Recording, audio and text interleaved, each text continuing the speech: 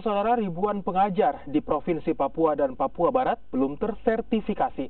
Sementara untuk menjalankan tugasnya sebagai guru perlu dibekali dengan sertifikasi. Ribuan guru di Provinsi Papua dan juga Papua Barat yang belum tersertifikasi terungkap saat berlangsung rapat koordinasi Kementerian Pendidikan bersama seluruh dinas pendidikan dan lembaga penjamin mutu pendidikan yang ada di Provinsi Papua dan Papua Barat. Dibutuhkan kerjasama dari Kementerian Pendidikan dan perangkat pendidikan di setiap daerah untuk mendukung program sertifikasi bagi para guru.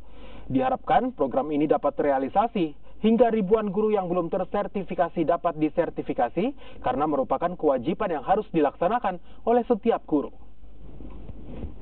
Sama antara pusat daerah, guru-guru kita tidak akan cepat selesai itu untuk sertifikasi karena jumlah yang belum tuntas ini banyak sekali jumlahnya. Banyak untuk Papua dan Papua Barat. Papua Barat itu. Berapa Pak?